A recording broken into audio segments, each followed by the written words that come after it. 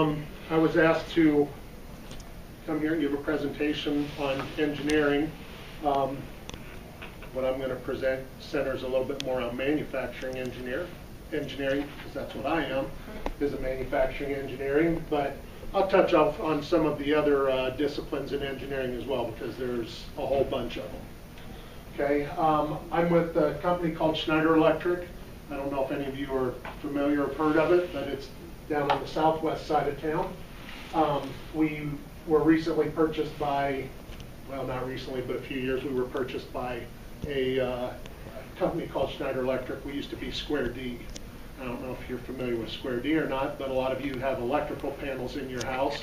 Matter of fact, every one of you probably has an electrical panel in your house, probably down in the basement or tucked away in a closet somewhere, and it'll have switches in there, and those will probably either be made by General Electric, Square D, maybe Siemens, might be a couple other companies, but that's what one of the major components that we make. We do electrical distribution and control and circuit breakers. So that's kind of who we are in here locally. Now, we have a little saying at Schneider: we help you make the most of your energy, okay? And most companies, they'll come up with some little catchy slogan. That's ours. And what do we do, or what exactly does that mean? Again, we make a whole array of products and services from electrical components all the way up to building automation, security, and several other areas. So we have 120,000 employees around the world, and we're in 120 different countries, okay? So there are lots and lots of opportunities in the engineering field with Schneider Electric, okay? And if you like to travel, if you think you want to go to China, you think you want to go to India, you think you want to go over to Europe somewhere, there are opportunities to do that, because Schneider Electric offers new employees, or a lot of times college graduates who are getting ready to graduate. They offer internships. We also have what's called the Marco Polo program, where they will send you over to a different country, and you might be over there for a couple years and then come back, so forth. So, you know, as you guys go through and think about doing whatever kind of engineering it is you want to do, whether it's electrical, mechanical, or whatever, do a little research on the companies that you're looking at, okay? Because a lot of them will have these kind of opportunities, some of them won't, okay? But anyway, as far as what we do, it's a lot, and I can't even get my arms around it right now to tell you everything, because we're such a huge corporation. Okay, what I do is just a speck, just a small part of who Schneider Electric is, okay? So anyway, get on the internet and you can check us out at www.schneiderelectric.com. You'll be able to see a lot of the products that we make, the services, the different company, or some of the different companies that we own, because we're not just Schneider Electric. We own the Square D brand. We own a company called APC. We own another company called Invensys. There's other companies that fall under the Schneider Electric brand. Okay, and you'll find that you'll find that in the business world too, that a lot of your larger corporations, they will buy up the smaller corporations and kind of suck up that brain power that someone else has expertise in, and then they'll take that expertise and put it under their name now. Okay, just like Schneider Electric did with Square D, or APC, or Invensys, and so forth and so on. Okay, so let's talk a little bit about manufacturing engineering, and this is going to be very closely related to some mechanical engineering.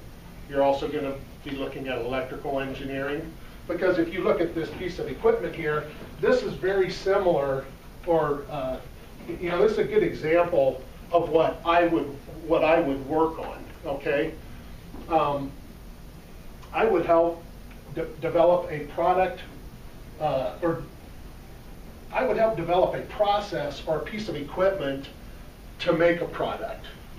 Okay, so I brought a couple examples here, and you can pass these around. But this is a typical circuit breaker, and this is what's called a trip unit, which goes inside the circuit breaker. And every aspect about this had to be thought up for a specific reason, designed and built, right? Okay. So we'll talk a little bit more about that.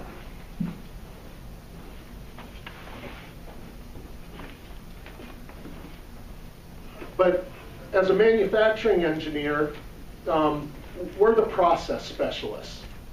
Okay, so we don't necessarily get into the mechanical design of components. You know, we might have input for that when we work with our design group, because we work concurrently with them on designs to get them into production. All right.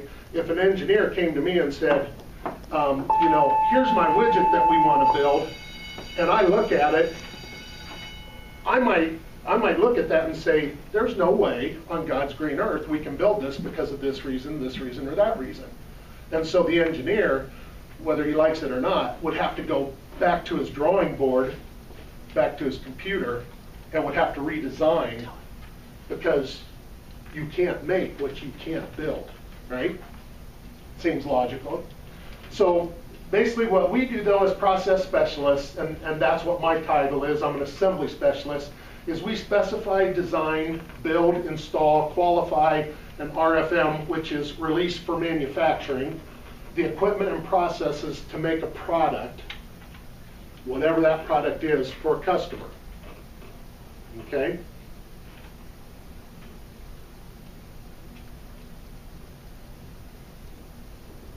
So, as a manufacturing engineer, these are some of the other things that we do or that we get involved with, okay?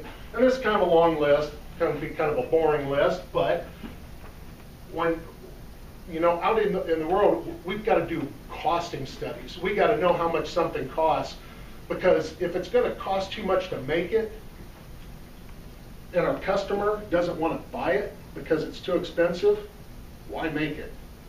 You know? Or if we do think we can make it, maybe we want to make it over in China or India or over in another country where labor might cost less than what it does here in the United States. Okay? And this is something, when whatever field you go into, this is something that companies in the US struggle with and have for years and years now. Okay? People look at the United States and say that we're too expensive because you can get labor, manual labor, very cheap over in some other countries. All right, so the one thing that some companies don't take into consideration, though, is we've got one of the most technologically advanced workforces and one of the most efficient workforces, one of the hardest working workforces in the world.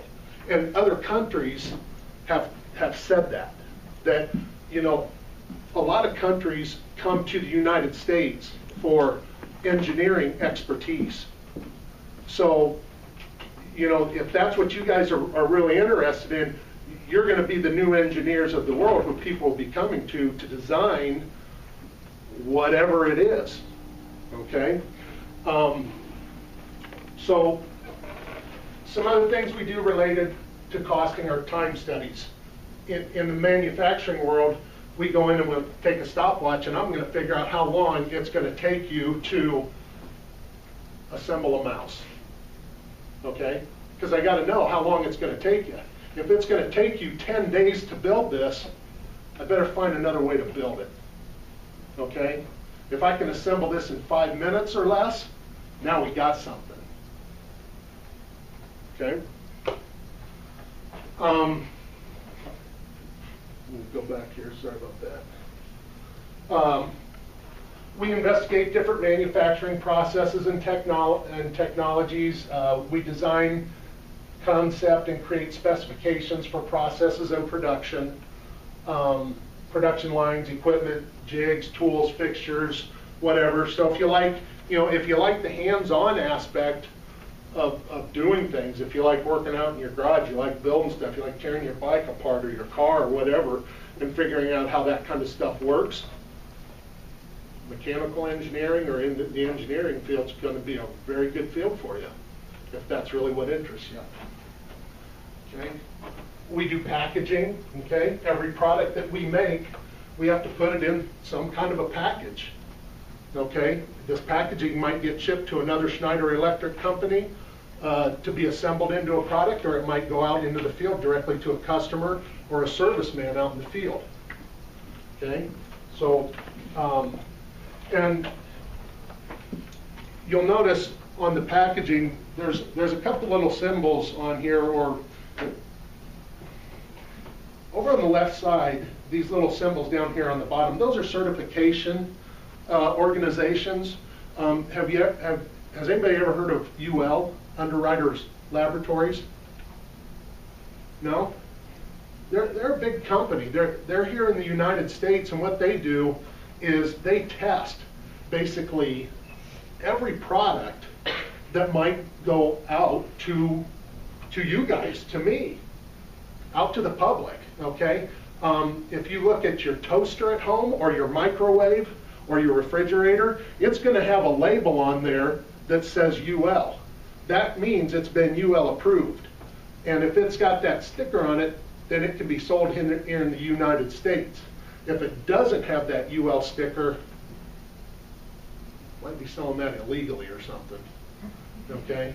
So it depends on what the product is too, okay? You're not going to have a UL sticker on a vehicle, but you will have a UL sticker on your home appliances, your blenders, your toasters, your microwaves, your refrigerators, okay?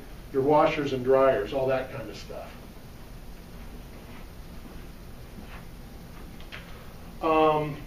We collaborate with engineering. Like I said, we are not really the mechanical engineers or the design engineers, but we work closely with that group because, like I mentioned, if you build something and you give it to me, I better be able to build this. All right. So I say, all right, if we're going to install these little switches here, if you make that slot a little bit bigger, it'll make that switch easier to plug in or install. Or I can take this switch and there's a little plastic latch in here. Maybe I say these switches are falling out in the field for some reason. So instead of this, could we come up with a little plastic tab and a screw to screw the part into the breaker and hold it in there firmly instead of it snapping out in the field? Okay, because we send these out by the thousands every year. Okay. This particular brand is a new model that's going out into what's called the photovoltaic market. You see those big fields out there with wind turbines and solar panels? Okay, that's what these are used for.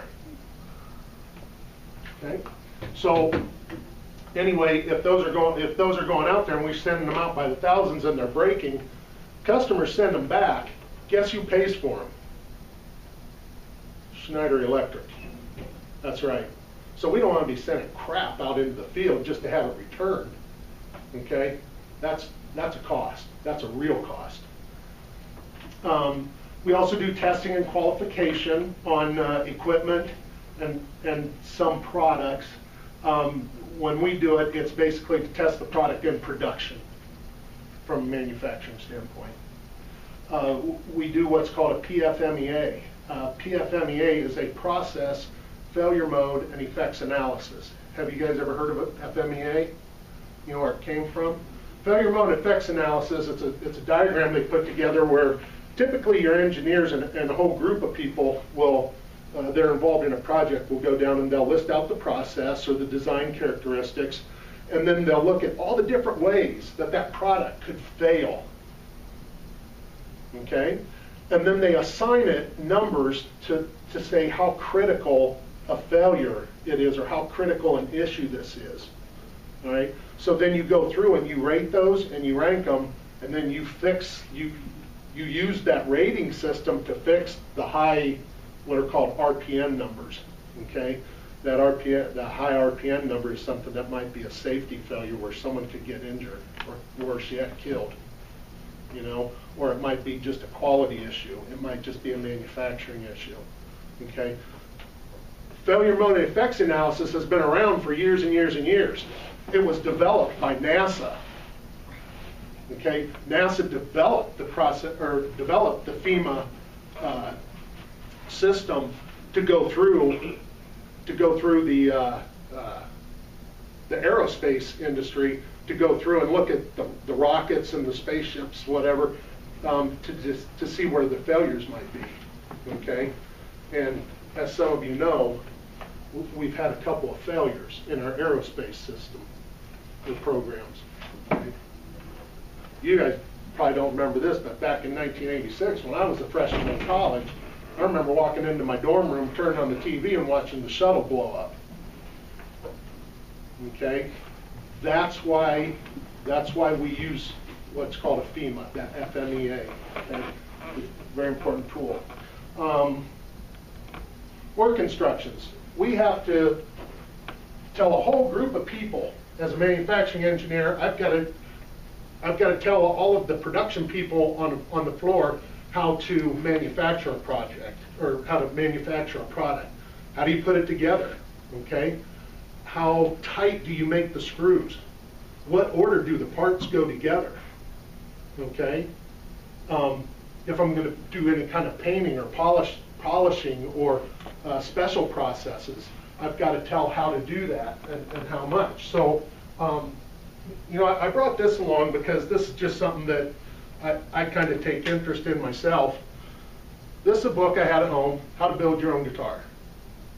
Okay? I'm going to pass this around, and you can flip it open. Look through a couple of the pages there. What does that book show you? Everything about assembling an acoustic guitar. Yeah. How to assemble, how to make and assemble an acoustic guitar. Okay? There's a lot of parts that go into an acoustic guitar. Okay? Years ago, someone had to figure out how to make steel strings for an acoustic guitar. Strings used to be were all made out of nylon or other materials. Okay? Someone had a need to make the guitar sound a little bit louder. Okay, so they worked on changing the shape of the guitar, making it out of different materials. Okay, making the strings out of different materials so it would be louder. And because people who played the guitar wanted their music louder and louder, what did that lead to? You want to know? The electric guitar, you can turn the volume on that thing and you can crank it up so loud you'll break the windows in here, right? Okay? So there's a need out there to change what we already have, and that's the way we are in this day and age and always have been. Okay? We have lots of products out there, but we want to make them better, right? We want cars that the tires last longer. They run further on a gallon of gas. Okay? They're more quiet. There's less emissions. They cost less. Whole bunch of things. Well, it takes engineers. Those are the people who figure those things out.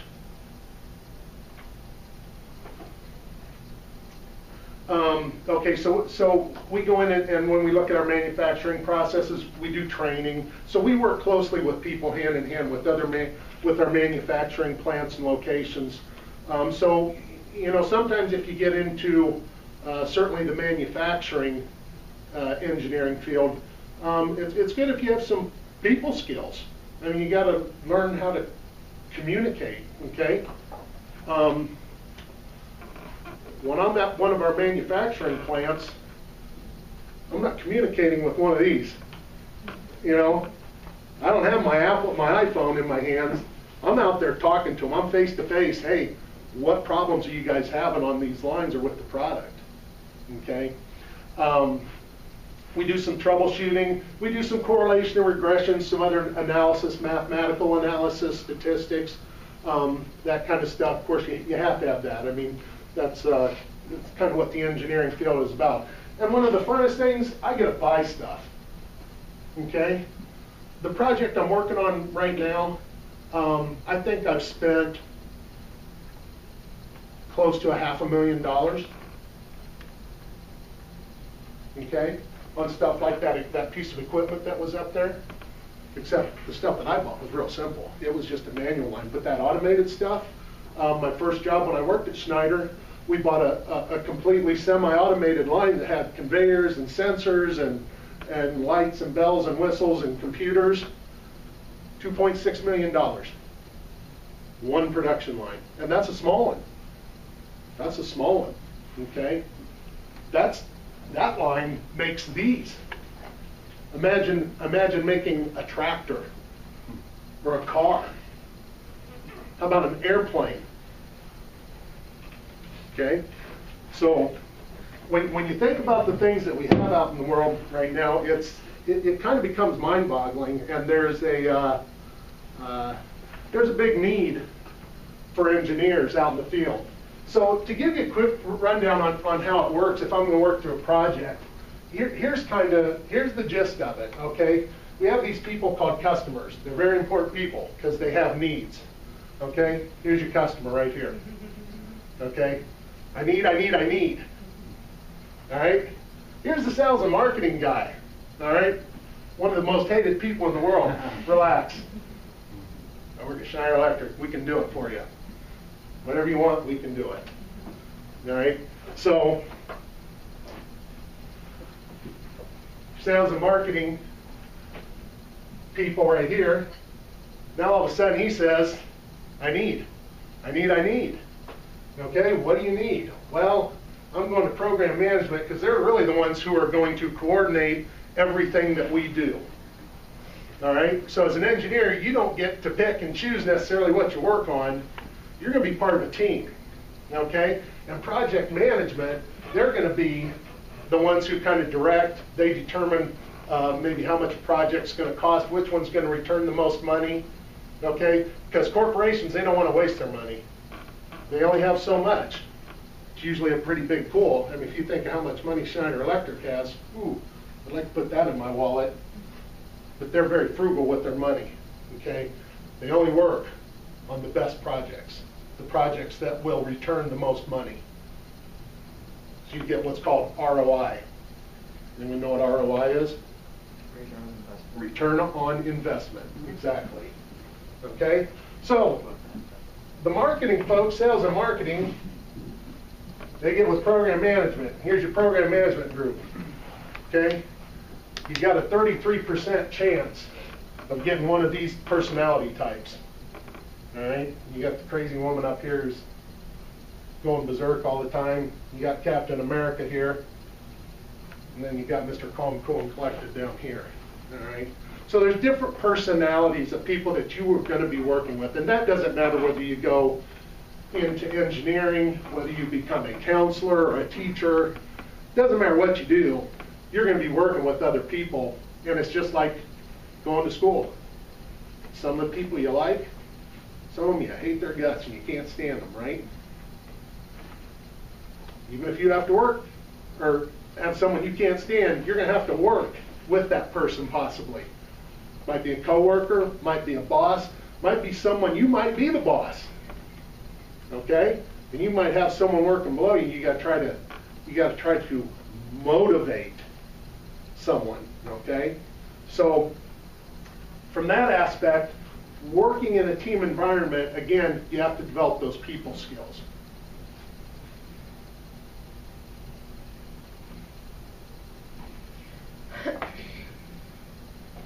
Oh, we struck out. We got the crazy lady. She's our program manager. What does she need? She needs a team. Okay? So we got our design engineer. All right? We got someone in purchasing.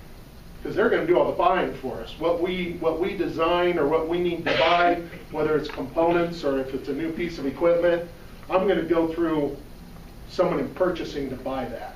Okay, they don't give me a checkbook and I go to my local tool vendor or whoever to buy my equipment.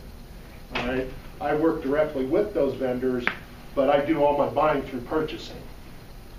Okay, we got a quality guy down here, got Grumpy Gus. He looks everything over and makes sure that whatever you guys are building, whatever you design engineers come up with and you manufacturing engineers build, we want to make sure quality goes into the product so it doesn't get returned and then we have to give the customer their money back or new products. All right, and then there's me. I mean, the manufacturing engineer. Okay, so that's kind of the group, that's kind of the core group, but there will be other people that you would work on in a project, all right? You'll work with marketing people. You'll work with the manufacturing people at the plant. There's a whole group of people you might work with. You might even get to work directly with the customer, okay? But anyway, your customer here, crazy lady that needs. She says, I need this global DC breaker, all right? This is going to be the solution to her problem. So your customers drive the need of what you want, or what's going to get built out in the world. Everything, okay?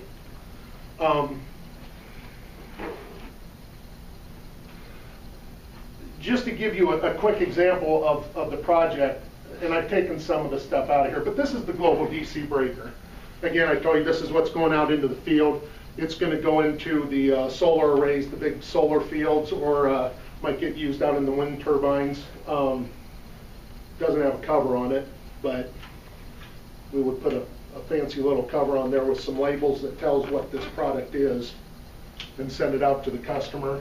And by the way, all of these individual components, when they're put together and we send it out, we got to go through UL. We got to have it tested because it's got to pass all the standards to be sold on the U.S. market. Okay, if it's going to Europe, it goes through IEC.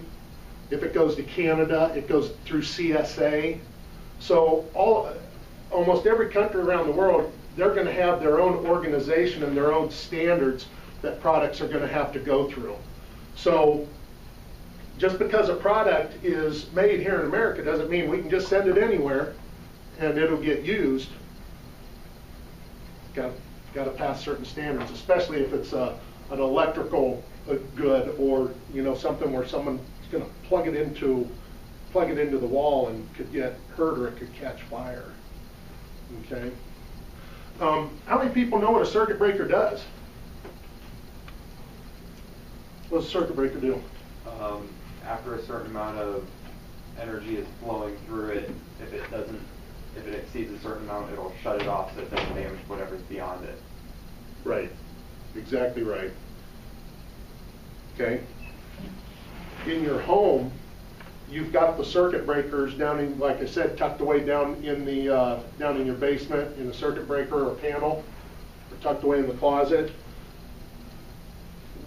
We only want, you only want so much electricity flowing through those wires to light the lights, or run the projector, or turn on the garbage disposal. Whatever it is that you're going to turn the switch on and it's going to start up or run. Okay? If too much energy goes through there, or you have too much current draw, you overheat the wires and the plastic insulation on the wires melts or catches fire, causing sparks, causing flame. Next thing you know, you got to call the fire department and come and put your house out, and then you got to find a tent to live in or whatever the case is. Okay, so that's what circuit breakers do. Now we also have circuit breakers for equipment specifically. So when you turn a piece of equipment on, when you turn on something with a big motor, like an air conditioner. The air conditioner's got a motor, it runs the fan. Okay, we've got equipment out there that have huge motors, big 100 horsepower electric motors. When you flip the switch on one of those and that thing starts up, it sucks the energy through the system. And I mean, it's a big jolt of electricity. Okay, so you have this big spike of electricity. Well, if it's too much for the system to handle, we have what's called a switch. It's a little bit different than a circuit breaker, but it does a similar thing. It shuts off that motor automatically so you don't damage the system.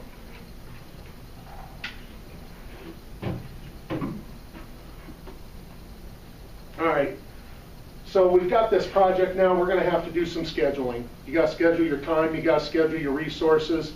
You might have 5, 6, 7, 8 people working on your project team. They've all got to give input. You got to have some coordinated efforts with what you're doing out there. Okay? It doesn't matter if you're an electrical contractor or you're a new product you're trying to get out to market. You're going to try to meet a deadline. And everybody's efforts have to be coordinated because maybe certain activities have to be done first. And then when those activities are done, then you can go to the next one, and the next one, and the next one, and so on. Okay? If I want to build my guitar, and I'm working with another couple people, I got a guy who's going to put the strings on and tune it up. And he wants to do all his activities first, and I haven't even painted the darn thing yet. Things aren't going to work out real well. Okay, so there's usually a certain order in which things get done, so we usually use some sort of a scheduling software to do that. The PV roadmap, there might be in your project or in your designs, you might have several different other products that are going to be in that family. And that's the way Global DC was. We start out with some existing products. These are the old ones. And that one right there, that's replacing, this one. And then we've got another model that's replacing this one. And then we've got another model that's replacing this one. And finally, we've got a great big one that's replacing this one. Okay? So, a lot of different needs, different applications for products. Not just electrical. I mean, it could be anything. Paint color. Everybody want their car the same color? No, probably not. Does everybody want to wear the same clothes? No. Okay, which ones are you going to make first? These are all questions. I mean, it seems kind of inconsequential right now, but they're all questions that have to be answered. So you do that through your teamwork and your scheduling and so forth. Here's our new product offer. We show the wiring configurations. This is a general overview given to management for, it's what we like to refer to as the dog and pony show. Okay, the team puts together their information. They've got to give it to the top dogs of the corporation or the managers, the business managers. So we create these PowerPoints, and you put your basic information in there. There's some technical information right here, how the customer's going to order it. And, that's kind of the project in a nutshell. Okay, all the stuff that happens to make that reality, the activities are endless. They really are. So, this screen, I'm not going to go through all of these, but, these are some manufacturing processes that most of them I've been involved with. Almost every single one of them is a manufacturing engineer. And that's one of the neat things about the job that I do. Working as a manufacturing engineer in industrialization for Schneider Electric, I get to see a lot of different things. I get to be involved in a lot of different things, okay? The previous project that I worked on, we created a new breaker. It was very similar. It was in this family, but it was what was called a high interruption breaker.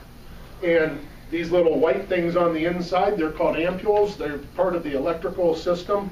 We had to glue them inside the frame. Okay? Schneider Electric had never glued ampules inside of a breaker before. So I got to develop that process. Okay? Engineers told me what glue they wanted, but I got to design a machine that applied it in here. It's a semi machine. You put it in there, you can put 1 or 2 breakers in, and it'll apply the glue. You know, it shuttles the part in, applies the glue, shuttles it back out, operator takes it out, sends it on down the line. That was a lot of fun. Like I said, if you like building stuff and making stuff, you like that mechanical aspect, mechanical engineering or manufacturing engineering, that's the way to go. This is, to me, this is fun stuff. Okay? A lot of different stuff out there. And as an engineer, you're not going to know, or you're not going to get everything you need to know in your classes. Okay? You go to college, you end up with a degree in mechanical engineering, manufacturing, chemical, electrical, whatever it might be. That's kind of the basics. That's the groundwork. That's the baseline. Because when you go out there, a lot of the companies that are out there, they want smart people who are going to help develop new products, new technologies, new stuff. That's where you have to take that baseline information, that education that you got, and you have to apply it. That's the fun part about engineering. You never sit still very long. You're always doing something new and something different. Okay? So, here's a famous quote. Everything we use or want for in everyday life has to be designed and somehow manufactured. You know who said that? Me. 2014. Okay, so it's not such a famous quote, but it is kind of a profound statement, because think about this. Everything, that's a big word. That encompasses a lot of stuff. Okay? Everything that we use or want for clothes, telephones, iPods, iPads, radios, cars, everything has to be somehow designed and manufactured. Everything. Everything, everything. There's a lot of stuff, especially for this little rock floating out in space. Okay?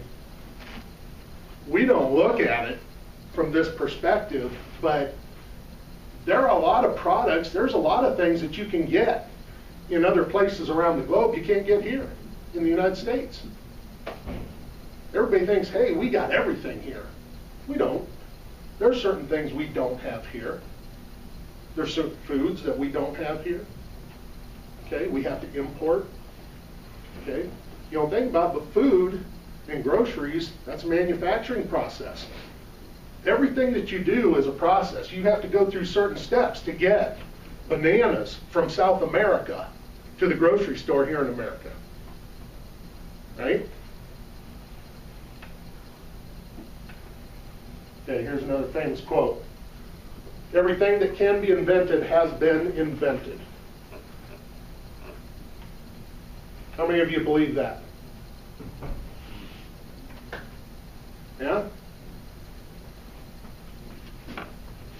What do you have an iPad, an iPhone? Yeah. Do you listen to music on it? Yes. Yeah? How many people have an iPad or an iPod or something that they listen to music on? Okay? You know what they used to listen to music on? You know what a record is? Yep. I mean, that's how much things have evolved since the 1800s. I mean, it used to be you had a big wooden box with a crank-up handle, and it made the turntable go around, and it had a big megaphone thing on it, and that's where music came from. Or you went down to the local symphony or opera house or whatever it was, and you listened to it live, because you didn't have iPods and iPhones and that kind of stuff. That quote came from a gentleman by the name of Charles H. Dwell. He was the commissioner of the U.S. Patent Office in 1899. 1899. Okay? When I was in 5th grade, we got our first VCR. Plays the tapes, you know, VHS tapes. find KWHN? You can still find them, but they're hard to find almost. They're getting to that point, they're almost obsolete. Why? Huh? DVD players, yeah. And you know what? Those are almost obsolete too. Because Streaming now. YouTube. Yeah. you can get, that's right, you can get stuff right off of the internet now, can't you? You can order movies, TV shows right off the internet. You don't have to go down to Blockbuster or Family Video anymore and rent a video. You get it piped right into your house through MediaCom. Okay? Engineers figured out how to do that. Electrical engineers, mechanical engineers, you know, those, they're the ones that make it happen. So, have you heard of the word, have you heard of this acronym called STEM before? You have? Yeah, probably have here in school. Science, technology, engineering, and mathematics. Okay? There are a lot of inventions that are waiting to happen.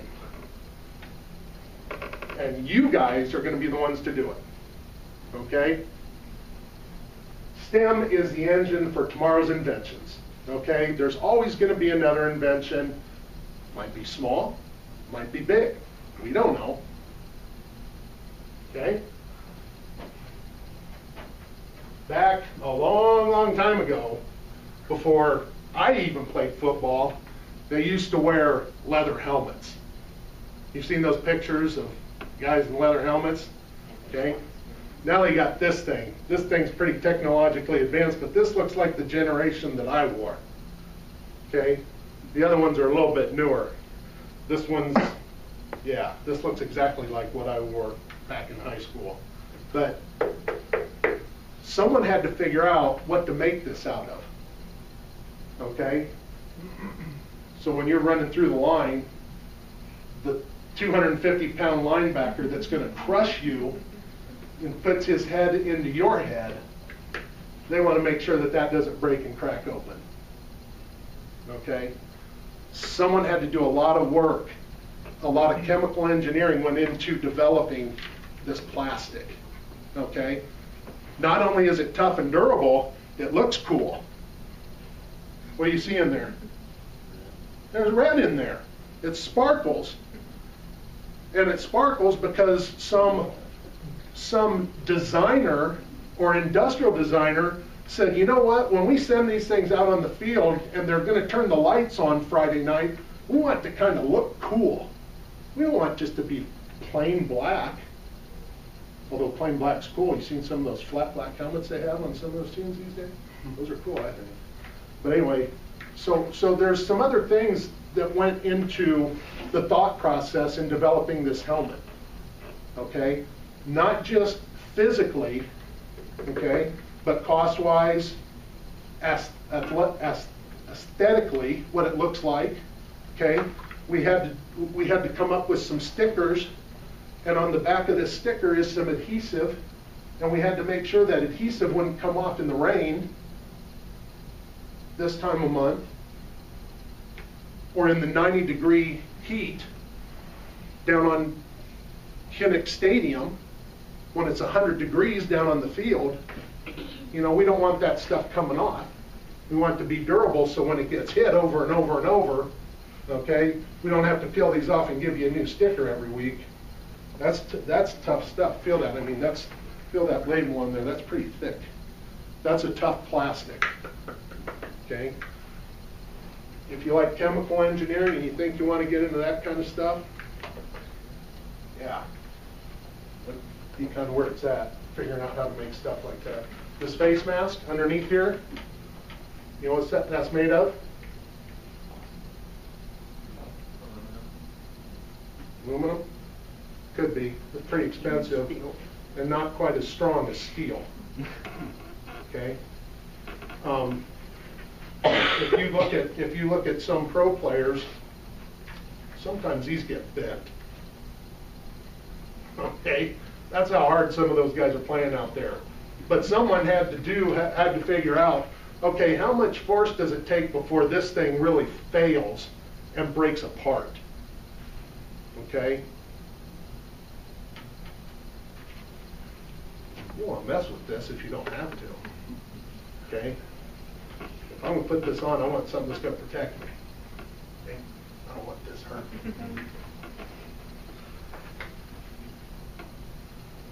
So, there's a lot of dreaming out there, different products. Again, lots of different things. Think of how you can make that happen. Okay? The way to make that happen, one way, is through your schooling and your education. Okay? Not everybody has to go to work every day. Oh, I'm going to go to work. I'm going to go to work again tomorrow. It's Monday, Tuesday, Wednesday. Some people go to work. I go to work. I like going to work because I get to do a lot of this different stuff. Okay? You get to think. I get to use my brain. I have to use my brain every day. Figure out how to solve problems and do things. Okay? I had to figure out how to put all these parts together. I had to help figure out how to package it, get it put on a pallet. You know, there's all sorts of different things that go into making this.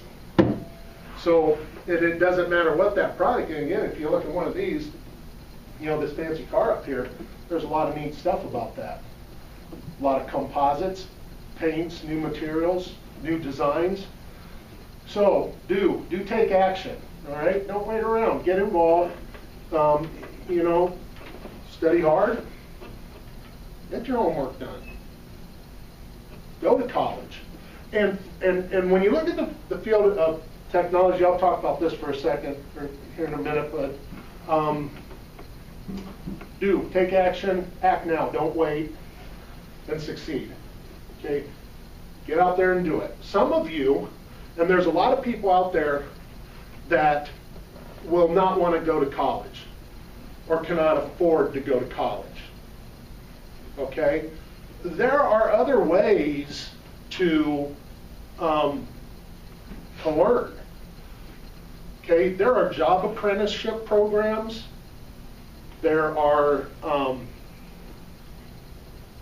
smaller schools. If you look at, I mean, when you think about going to school, everybody thinks about going to an engineering school. If you're more the hands-on type like I was, I went to a junior college for 2 years. Okay?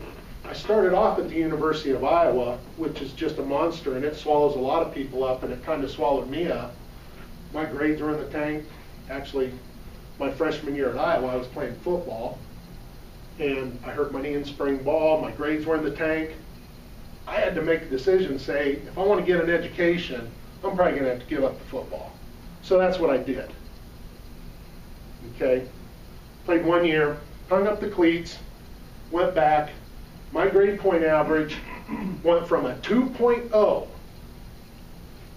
to a 3.33. I remember those numbers because I was so excited to get that, my grades, that first semester in college where I wasn't hampered by football practices and all the other stuff. Okay? And at that junior college, it was a very personal setting. I went to Southeastern down in West Burlington, Iowa. That's where I grew up. But that little community college gave me one of the best educations I could have ever gotten. Okay, because it's a smaller settings. You get a lot more labs. You get more hands-on. You get to know your instructors. Instead of sitting in an auditorium with 300 or 400 other kids, you sit in a little bit smaller setting, and if you have questions, call up the instructor. I mean, a lot of them will give you their phone number. Tell you, here's my office hours, come and see me, just like the counseling offices do here. Take advantage of those counselors. Okay? So when you're thinking about going into the discipline you want to go into, whether it's engineering, you know, nursing is the same way. You know, you can go to the University of Iowa and get a degree in nursing, but you can also go out to Kirkwood or to one of these smaller community colleges and you can still get an excellent hands-on education and do virtually the same thing. And then if you want to, at that point, you can decide, okay, I want to go on and go to Iowa, I'll get that bachelor's degree, but I could start out with an associate's. Okay, that's always an option. But if you get that associate's, it's going to open up a lot of doors for you. Any education, any kind of training, whether it's through, through an employer, whether it's through a school of your choice, whatever it is, it's going to open doors for you. So take advantage of those opportunities when you get them. So we're talking about the resources here.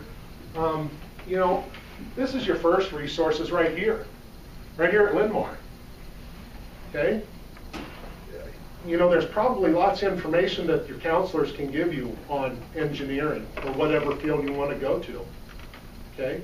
I'm sure they'd be willing to sit down and discuss your future a little bit with you. That's what they're here for. Maybe make some phone calls. Maybe they've got some contacts with some people.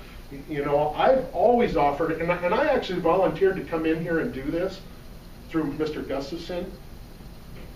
I offered to come in here, and then Laura Mr. Gallo, yeah. Gallo. Yeah. She, right away, she sent me an email back and said, yeah, hey, come in. So, if any of you are interested in talking a little bit more, finding out more about the field of engineering, and you want to go get a hold of Laura and say, hey, who was that big guy that came in and gave the presentation?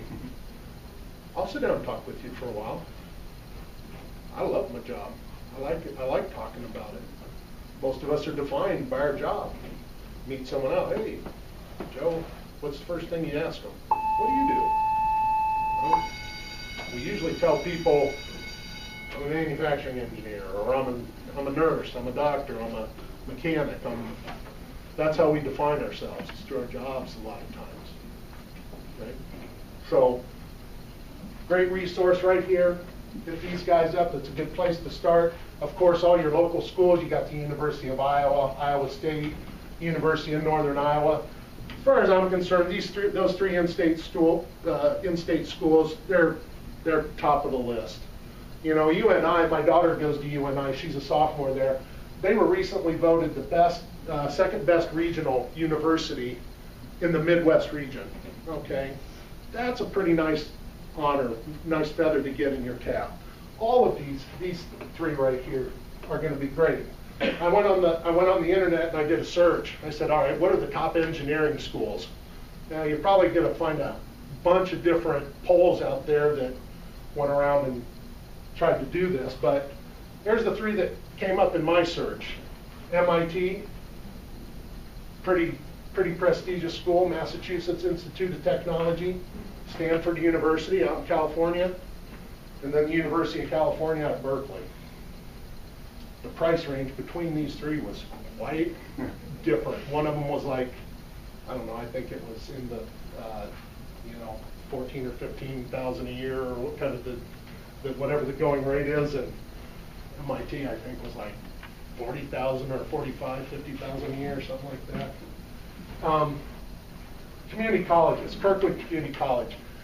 Kirkwood is one of the best, they are one of the best community colleges in the Midwest.